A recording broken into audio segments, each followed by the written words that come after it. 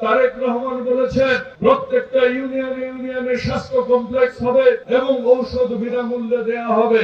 দেশ নেত্রী বেগম খালেদা জিয়া মার্কা ধানের শীষকে বিজয়ী করার জন্য সবাই কাজ করবেন ইনশাআল্লাহ।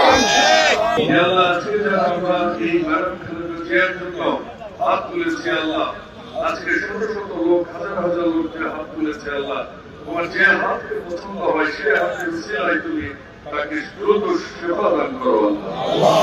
আল্লাহ সুবহান রাব্বিকা রাব্বিল ইজ্জাতি ওয়া ইয়াসিফুন ওয়া সালামুন আলাল মুরসালিন ওয়ালহামদুলিল্লাহি রাব্বিল আলামিন।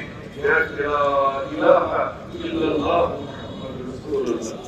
স্বাস্থ্য সেবা নিয়ে যে আমরা বিপদে আছি দীর্ঘদিন যাবৎ, এই স্বাস্থ্য সেবার জন্য তারেক রহমান বলেছেন প্রত্যেকটা ইউনিয়নে স্বাস্থ্য কমপ্লেক্স হবে এবং সেখানে ডায়াগনস্টিক সুবিধা থেকে শুরু করে ডাক্তারের সুবিধা, নার্স আয়ার সুবিধা এবং ঔষধ বিনামূল্যে দেওয়া হবে।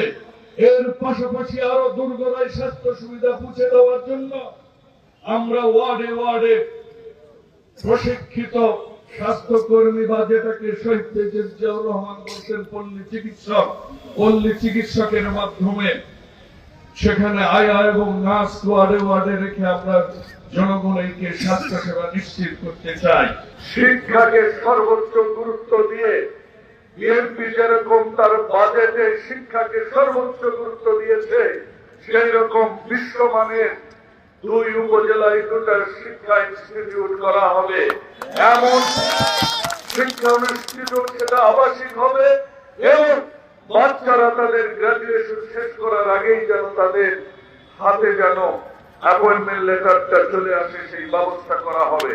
আপনারা বিভ্রান্ত না ছড়িয়ে তারেক রহমানকে যদি ভালোবেসে থাকেন, দেশ নেত্রী বেগম খালেদা জিয়াকে যদি ভালোবেসে থাকেন, তাহলে শহীদ রাষ্ট্রপতি জিয়াউর রহমানকে ভালোবেসে থাকেন, তাহলে ধানের শীষের পক্ষে রাজপথে যেভাবে ছিলেন আগামী দিনেও ধানের শীষের পক্ষে থেকে এই 99টা ইউনিয়নে ওয়ার্ডের যে সমস্ত নেতৃবৃন্দ রয়েছে তাদের সঙ্গে নিয়ে আপনারা ঘরে ঘরে গিয়ে দেশ নেত্রী বেগম খালেদা জিয়া তারেক রহমানের মার্কা ধানের শীষকে বিজয়ী করার জন্য সবাই কাজ করবেন ইনশাআল্লাহ।